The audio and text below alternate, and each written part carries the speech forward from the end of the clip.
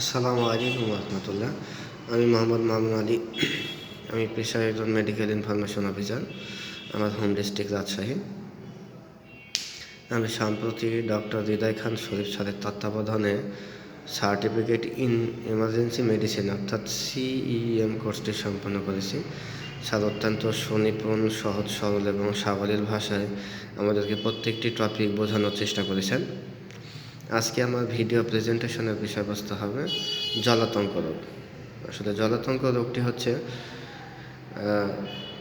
এটা এটা শিয়াল, কুকুর, বিড়াল এবং বাদুড়ের কামড়ে এই রোগটি হয়ে থাকে, বা যদি ক্ষতস্থানে এর লালা এই সকল প্রাণীর লালা যদি প্রবেশ করে সেক্ষেত্রেও জলাতঙ্ক রোগ হয়ে থাকে।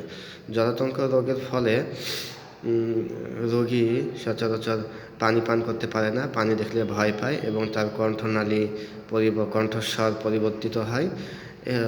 এটা একটি ভয়াবহ রোগ, যা যদি হয়ে যায়, রোগ হওয়ার ফলে মৃত্যু অবধারিত বলা যায়। তবে আমরা যদি সচেতন হই এবং অতি দ্রুত যদি ভ্যাকসিন গ্রহণ করি সেক্ষেত্রে এ রোগ থেকে পরিত্রাণ পাওয়ার সুযোগ রয়েছে। তাই আমাদের উচিত, যদি আমরা আক্রান্ত হই এই সকল প্রাণীর দ্বারা, তো অবশ্যই আমরা ভ্যাকসিন গ্রহণ করব। এই ভ্যাকসিনটার নাম হচ্ছে র্যাবিস ভ্যাকসিন। এটা সচরাচর আমরা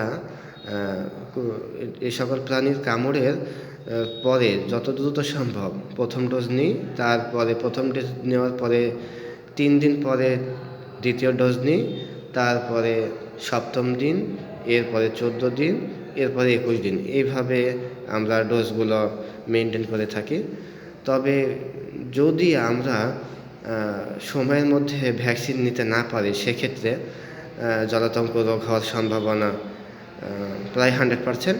সেক্ষেত্রে যদি রোগ হয়ে যায় সেক্ষেত্রে বাঁচার সুযোগটা অনেকটাই কম থাকে, মৃত্যু নিশ্চিত বলা যেতে পারে। তবে যদি আমরা কামড়ের পরে যদি ভ্যাকসিনটা নিয়ে থাকি বা নিতে পারি সেক্ষেত্রে এটা থেকে বাঁচার উপায় আছে।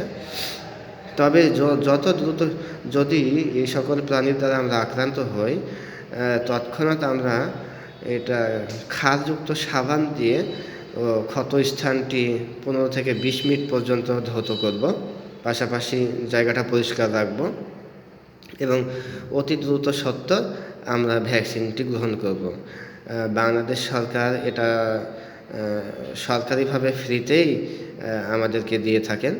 সেক্ষেত্রে আমরা ভয় বা অলসতা না করি, এই আর কি।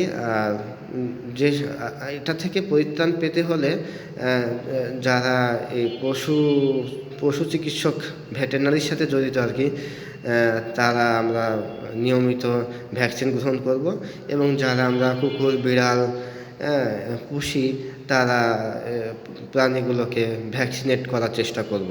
এতে হবে কি যে আমরা এখান থেকে আক্রান্ত হওয়ার সম্ভাবনাটা অনেকটাই কম হবে। ধন্যবাদ। আসসালামু আলাইকুম।